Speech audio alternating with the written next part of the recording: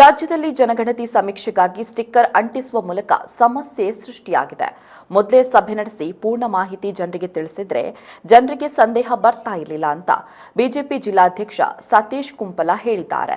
ಅವರು ಬಿಜೆಪಿ ಕಚೇರಿಯಲ್ಲಿ ಸುದ್ದಿಗೋಷ್ಠಿ ನಡೆಸಿ ಮಾತನಾಡಿ ಸ್ಪೀಕರ್ ಖಾದರ್ ನಡೆಯನ್ನ ಖಂಡಿಸಿದಂತಹ ಅವರು ಸ್ಪೀಕರ್ ಆಗಿ ಸಭೆ ಕಾರ್ಯಾಗಾರ ನಡೆಸುವುದು ಸರಿಯಾ, ಉಸ್ತುವಾರಿ ಮಾಡುವ ಕೆಲಸ ಸ್ಪೀಕರ್ ಮಾಡ್ತಾ ಇದ್ದಾರೆ, ಇವರು ಸ್ಪೀಕರ ಅಥವಾ ಉಸ್ತುವಾರಿಯ? ಸ್ಟಿಕ್ಕರ್ ಅಂಟಿಸಿದ ಬಳಿಕ ಸಭೆ ಮಾಡಿದ್ದು ಯಾಕೆ? 165 ಕೋಟಿ ಹಣ ಖರ್ಚು ಮಾಡಿ ತಯಾರಿಸಿದ ಕಾಂತರಾಜ್ ವರದಿ ಮೇಲೆ ಕಾಂಗ್ರೆಸ್ ಅಪನಂಬಿಕೆ ಇದೆ. ಹಿಂದೂಗಳ ಹಬ್ಬದ ರಜೆಯ ಸಂದರ್ಭದಲ್ಲಿ ಸಮೀಕ್ಷೆ ಮಾಡುವ ಉದ್ದೇಶವೇನು? ಅವಸರ ಯಾಕೆ? ಸಾಕಷ್ಟು ಸಮಯಾವಕಾಶ ತೆಗೆದುಕೊಂಡು ಮಾಡಬೇಕಿತ್ತು ಅಂತ ಹೇಳಿದ್ದಾರೆ. ಮಂತ್ರಿ ಅಥವಾ ಜವಾಬ್ದಾರಿದವರು ಇವತ್ತೊಂದು ಜಿಲ್ಲೆಯಲ್ಲಿ ಸಭೆಯನ್ನು ನಡೆಸಬೇಕಿತ್ತು ಅಥವಾ ಈ ಹಿಂದೆ ಸಭೆ ನಡೆಸಬೇಕಿತ್ತು. ಇದರ ಬಗ್ಗೆ ಪೂರ್ಣ ಪ್ರಮಾಣದ ಮಾಹಿತಿಯನ್ನು ಜನಸಾಮಾನ್ಯರಿಗೆ ತಿಳಿಸುವಂಥ ಪ್ರಯತ್ನವನ್ನು ಮಾಡಬೇಕಿತ್ತು. ಇದರ ಬಗ್ಗೆ ಜನಜಾಗೃತಿ ಮೂಡಿಸಿದ ನಂತರ ಅವರು ಮನೆ ಮನೆಗೆ ಹೋಗಿ ಸ್ಟಿಕ್ಕರ್ ಅಂಟಿಸಿದರೆ ಅಥವಾ ಮೆಸ್ಕಾಮಿನ RR ನಂಬರ್ ಕೇಳಿದರೆ ಜನರಿಗೆ ಇದರ ಬಗ್ಗೆ ಸಂದೇಹ ಬರ್ತಾ ಇರಲಿಲ್ಲ. ಇವತ್ತು ಎಲ್ಲ ಕಡೆ ನಮ್ಮ ಕಾರ್ಯಕರ್ತರಿಂದ ಹಿಡಿದು ಇಡೀ ಜಿಲ್ಲೆಯ ಜನರು ನಮಗೆ ಕೇಳ್ತಾ ಇದ್ದಾರೆ, ಯಾವ ಕಾರಣಕ್ಕೋಸ್ಕರ ಸ್ಟಿಕ್ಕರ್ ಅಂಟಿಸ್ತಾರೆ ಮತ್ತು ಇದರ ಉದ್ದೇಶ ಏನು ಅಂತ ಜನರಿಗೆ ಇವತ್ತು ಕ್ಲಿಯರ್ ಆಗಿ ಗೊತ್ತಿಲ್ಲ. ಇವತ್ತು ಸಭೆಯನ್ನು UT ಖಾದರ್ ಅವರು ಮಾಡಿದ್ದಾರೆ. ನನಗೆ ಅನಿಸುವುದು UT ಖಾದರ್ ಅವರಿಗೆ ಒಂದು ಸ್ಪೀಕರ್ ಆಗಿ, ಅವರು ಸ್ಪೀಕರ್ ಹುದ್ದೆಯಲ್ಲಿರುವವರಿಗೆ ಈ ಒಂದು ಆಡಳಿತಾತ್ಮಕವಾಗಿ ದಕ್ಷಿಣ ಕನ್ನಡ ಜಿಲ್ಲೆಯಲ್ಲಿ ಆಗುವಂಥ ಸಂಗತಿಗಳ ಬಗ್ಗೆ ಸಭೆ ನಡೆಸುವುದು ಮತ್ತು ಇದರ ಬಗ್ಗೆ ಕಾರ್ಯಾಗಾರ ಮಾಡೋದು, ಇದರ ಬಗ್ಗೆ ಸಭೆ ನಡೆಸುವುದು ಎಷ್ಟು ಸರಿ ಅಂತ ಗೊತ್ತಾಗೋದಿಲ್ಲ. ಯಾಕೆಂದರೆ ಜಿಲ್ಲಾ ಉಸ್ತುವಾರಿ ಸಚಿವರು ಮಾಡಬೇಕಾದಂಥ ಕೆಲಸವನ್ನು ಎಲ್ಲವನ್ನು UT ಖಾದರ್ ಅವರು ಮಾಡ್ತಾರೆ. ಕಲ್ಲಿದ್ದು ಬಂದರೂ ಉತ್ತರ ಅವರೇ ಕೊಡೋದು, ಎಲ್ಲ ವಿಷಯಕ್ಕೂ ಅವರೇ ಬಂದು ಮಾತಾಡುವ ರೀತಿಯಲ್ಲಿದ್ದಾರೆ. ನಮಗೆ ಅವರು ಉಸ್ತುವಾರಿ ಸಚಿವರ ಅಥವಾ ಅವರು ರಾಜ್ಯದ ವಿಧಾನಸಭೆಯ ಸ್ಪೀಕರ, ಒಟ್ಟು ಗೊಂದಲದಲ್ಲಿದ್ದಾರೆ. ಅವರು ಇವತ್ತು ಈ ಒಂದು ಜಿಲ್ಲೆಯಲ್ಲಿ ಇವತ್ತಿನ ದಿನ ಸಭೆಯನ್ನು ನಡೆಸಿದ್ದಾರೆ ಅಂತ ನಮಗೆ ಸುದ್ದಿ ಇದೆ. ಆದರೆ ಸ್ಟಿಕ್ಕರ್ ಅಂಟಿಸಿದ ನಂತರ ಈ ಅಧಿಕಾರಿಗಳ ಸಭೆ ಯಾಕೆ ಮಾಡ್ತಾರಂತ ಗೊತ್ತಾಗೋದಿಲ್ಲ. ಈ ಸ್ಟಿಕ್ಕರ್ ಅಂಟಿಸುವುದಕ್ಕೆ ಮುಂಚೆನೇ ಇದರ ಬಗ್ಗೆ ಜನರಿಗೆ ಕ್ಲಿಯರ್ ಮಾಡುವಂಥ ಕೆಲಸವನ್ನು ರಾಜ್ಯ ಸರ್ಕಾರ ಮಾಡಬೇಕಿತ್ತು. ಇವತ್ತು ಹಿಂದೆ 165 ಕೋಟಿ ರೂಪಾಯಿ ಖರ್ಚು ಮಾಡಿ ಕಾಂತರಾಜ್ ಆಯೋಗದ ಮುಖಾಂತರ ವರದಿಯನ್ನು ಸರ್ಕಾರ ಕೊಟ್ಟದ್ದು ನಮಗೆಲ್ಲ ಗೊತ್ತಿರುವ ಸಂಗತಿ.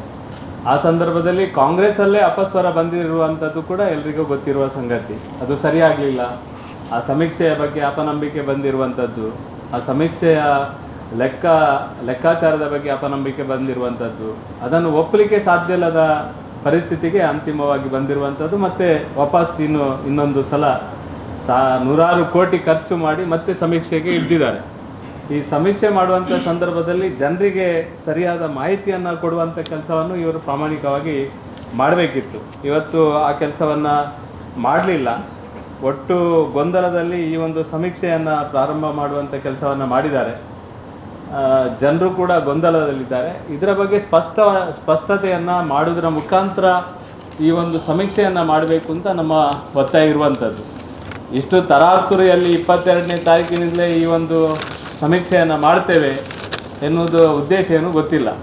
ಯಾಕೆಂದರೆ ದಸರಾದ ರಜೆ, ಹಿಂದೂಗಳ ಹಬ್ಬದ ವಾತಾವರಣ ಇರುವಂಥ ಒಂದು ಸಂದರ್ಭದಲ್ಲಿ ರಜೆ ಕೊಡುವಂಥದ್ದು, ಈ ಸಂದರ್ಭದಲ್ಲಿ ಶಿಕ್ಷಕರಾದಿಯಾಗಿ ನೌಕರರನ್ನು ಅವರಿಗೆ ಹಬ್ಬ ಹರಿದಿನಗಳಿಗೆ ಕೊಡುವಂತಹ ಈ ಒಂದು ರಜೆಯನ್ನು ಈ ಸಮೀಕ್ಷೆಗೆ ತೊಡಗಿಸಿಕೊಳ್ಬೇಕೆನ್ನುವ ಉದ್ದೇಶ ರಾಜ್ಯ ಸರ್ಕಾರಕ್ಕೆ ಏನಿದೆ ಅಂತ ಗೊತ್ತಾಗೋದಿಲ್ಲ. ಇಷ್ಟು ಅವಸರವಾಗಿ ಈ ಸಮೀಕ್ಷೆ ಮಾಡಬೇಕು ಅಂತ ಯಾಕೆ ಹಠ ಮಾಡ್ತಾರಂತ ಕೂಡ ಗೊತ್ತಾಗೋದಿಲ್ಲ. ಯಾಕೆಂದರೆ ಭಾರಿ ಈ ಒಂದು ಸಂದರ್ಭದಲ್ಲಿ ಸೂಕ್ತ ಸಮಯ ಅಲ್ಲ. ಇದಕ್ಕೆ ಸಾಕಷ್ಟು ಕಾಲಾವಕಾಶ ತಕ್ಕೊಂಡು ಇದಕ್ಕೆ ಸರಿಯಾದ ವ್ಯವಸ್ಥೆಯನ್ನು ಮಾಡಿಕೊಂಡು ಸರಿಯಾದ ತಿಳುವಳಿಕೆಯನ್ನು ಜನರಿಗೆ ಕೊಟ್ಟ ನಂತರ ಈ ಸಮೀಕ್ಷೆ ಮಾಡಬೇಕು ಅಂತ ನಮ್ಮ ಭಾರತೀಯ ಜನತಾ ಪಾರ್ಟಿಯ ಅಭಿಪ್ರಾಯ.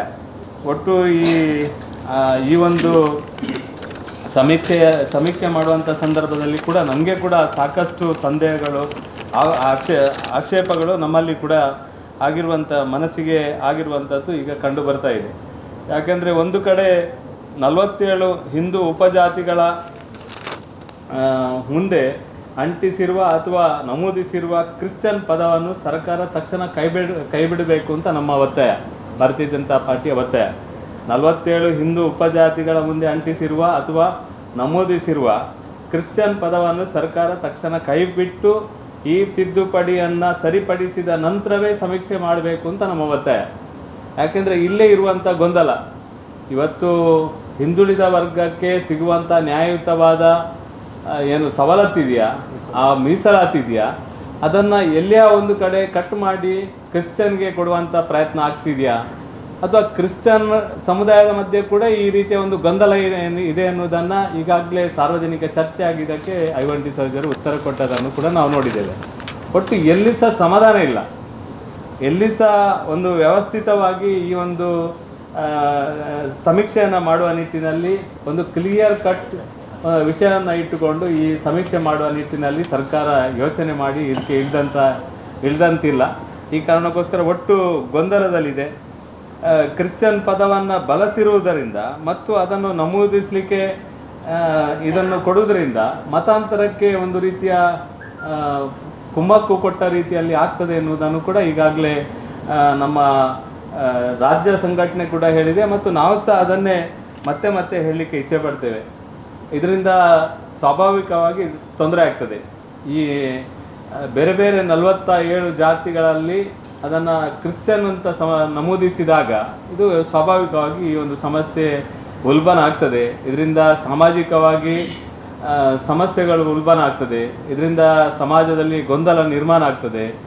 ಇದು ಸಮಾಜದ ಮಧ್ಯದಲ್ಲಿ ಒಂದು ರೀತಿಯ ಗೊಂದಲಕ್ಕೆ, ಅಪನಂಬಿಕೆಗೆ ಕಾರಣ ಆಗುವ ರೀತಿಯಲ್ಲಿ ಈ ಒಂದು ಸಮೀಕ್ಷೆ ಮಾಡುವಂಥ ಪ್ರಕ್ರಿಯೆಯಲ್ಲಿ ಪ್ರಾರಂಭ ಆಗಿದೆ ಅಂತ ಎಲ್ಲ ಕಾರ್ಯಕರ್ತರು ಮತ್ತು ಇಡೀ ಜಿಲ್ಲೆಯ ಜನತೆಯ ಭಾವನೆ ಆಗಿದೆ. ಆ ಕಾರಣಕ್ಕೋಸ್ಕರ ಸರಿಪಡಿಸಿಕೊಂಡು ಈ ಒಂದು ಸಮೀಕ್ಷೆಯನ್ನು ಮಾಡಬೇಕು ಅಂತ ನಮ್ಮ ಭಾರತೀಯ ಜನತಾ ಪಾರ್ಟಿಯ ಜಿಲ್ಲಾ ಸಮಿತಿಯ ವತಿಯಿಂದ ನಾನು ಈ ಸಂದರ್ಭದಲ್ಲಿ ಒತ್ತಾಯವನ್ನು ಮಾಡ್ತೇನೆ.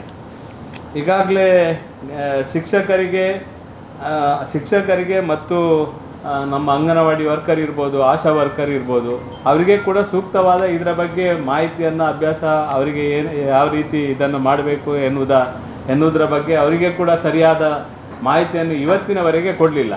ಒಟ್ಟು 22ನೇ ತಾರೀಕಿನ ನಂತರ ನೀವು ಹೋಗಿ ಮಾಡಿಕೊಂಡು ಬನ್ನಿ ಅಂತ ಹೇಳಿದರೆ ಒಂದು ಸಲ 165 ಕೋಟಿಯನ್ನು ಗುಲುಮಾಗಿದೆ. ಮತ್ತು 106 ಕೋಟಿ ಸರ್ಕಾರದ ಸಾರ್ವಜನಿಕರ ತೆರಿಗೆಯನ್ನು ಒಟ್ಟು ಹಾಳು ಮಾಡುವಂಥ ರೀತಿಯಲ್ಲಿ ಈ ಒಂದು ಕೆಲಸ ಕಾರ್ಯ ಆಗುವಂಥದ್ದು ಆಗ್ತಾ ಉಂಟು ಅಂತ ನಮ್ಮ ಅನಿಸಿಕೆ. ಒಟ್ಟು ಈ ವ್ಯವಸ್ಥೆಯನ್ನು ಸರಿಪಡಿಸುವ ನಿಟ್ಟಿನಲ್ಲಿ ಸರ್ಕಾರ ತಕ್ಷಣವೇ ಈ ಸಮೀಕ್ಷೆಯನ್ನು ಇನ್ನಷ್ಟು ಕಾಲ ತಕ್ಕೊಂಡು ಈ ಸಮೀಕ್ಷೆಯ ಬಗ್ಗೆ ಇನ್ನಷ್ಟು ರೀತಿಯಲ್ಲಿ ಇದರ ಏನೆಲ್ಲ ಸಮಸ್ಯೆ ಇದೆ ಅದನ್ನು ಸರಿಪಡಿಸಿಕೊಂಡು ನಂತರ ಈ ಒಂದು ಸಮೀಕ್ಷೆಯನ್ನು ಮಾಡಬೇಕು ಅಂತ ನಾವು ಭಾರತೀಯ ಜನತಾ ಪಾರ್ಟಿ ಜಿಲ್ಲಾ ಸಮಿತಿಯ ವತಿಯಿಂದ ಒತ್ತಾಯವನ್ನು ಮಾಡ್ತಾ ಇದ್ದೇವೆ. ಭಾರತೀಯ ಜನತಾ ಪಾರ್ಟಿ ಒತ್ತಾಯ ಮಾಡುವಂಥದ್ದು ಒಟ್ಟು ಈ ಒಂದು ಸಮೀಕ್ಷೆಯನ್ನು ಮುಂದೆ ತಗೊಂಡು ಹೋಗಬೇಕು. ಮತ್ತು ಕ್ರಿಶ್ಚಿಯನ್ ಎಂಬ ಪದವನ್ನು ನಮೂದಿಸುವ ಇದನ್ನು ಸರಿಪಡಿಸದೆ ನೀವು ಈ ಒಂದು ಇದಕ್ಕೆ ಹೋದರೆ ಸಮಾಜದಲ್ಲಿ ಒಟ್ಟು ಮತಾಂತರಕ್ಕೆ ಕುಮ್ಮಕ್ಕು ಕೊಡುವ ರೀತಿಯಲ್ಲಿ ಆಗ್ತದೆ. ಈ ಎಲ್ಲ ಅಂಶಗಳನ್ನು ಗಮನ ಇಟ್ಟುಕೊಂಡು ರಜೆ ಹಬ್ಬದ ದಿನದ ವಾತಾವರಣ ಇರುವುದರಿಂದ ಇದು ಸೂಕ್ತ ಸಮಯ ಅಲ್ಲ. ಆ ಕಾರಣಕ್ಕೋಸ್ಕರ ಈ ಒಂದು ಸಮೀಕ್ಷೆಯನ್ನು ಮುಂದೆ ತಗೊಂಡು ಹೋಗಬೇಕು. ಮುಂದೆ ಬೇಸಿಗೆ ಕಾಲದಲ್ಲಿ ಸೂಕ್ತ ಸಮಯದಲ್ಲಿ ಇದಕ್ಕೆ ಬೇಕಾದ ಸರಿಯಾದ ತಯಾರಿಯನ್ನು ಮಾಡಿಕೊಂಡು ಸಾರ್ವಜನಿಕರಿಗೆ ಇದರ ಬಗ್ಗೆ ಅವೇರ್ನೆಸ್ ತಂದು ಎಲ್ಲ ಜನರಿಗೆ ಇದರ ಮಾಹಿತಿಯನ್ನು ಕೊಡೋದ್ರ ಮುಖಾಂತರ ಇದನ್ನು ಮಾಡಬೇಕು ಅಂತ ನಾವು ಒತ್ತಾಯ ಮಾಡ್ತಾ ಇದ್ದೀವಿ. ಅತ್ತೆ, ಇದು ನನ್ನ ಬರ್ಡೇ ಗಿಫ್ಟ್. ಇದೆಲ್ಲ ಜೀವನದಲ್ಲಿ ನನಗೋಸ್ಕರ ತಗೊಂಡ್ಬಂದಿದ್ದಾರೆ. ನಿನ್ ಮೇಲೆ ತುಂಬಾ ಚೆನ್ನಾಗಿ ಕಾಣುತ್ತೆ. ಇದು ತುಂಬಾ ಚೆನ್ನಾಗಿದೆ ಅಲ್ವಾ? ತುಂಬಾ ಚೆನ್ನಾಗಿದೆ.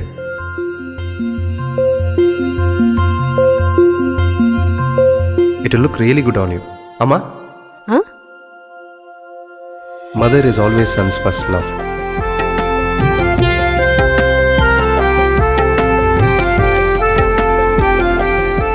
ಪ್ರತಿ ಪೀಳಿಗೆಯ ಪ್ರೀತಿಯ ಮಳಿಗೆ ಜಿಎಲ್ ಆಚಾರ್ಯ ಜ್ಯುವೆಲರ್ಸ್.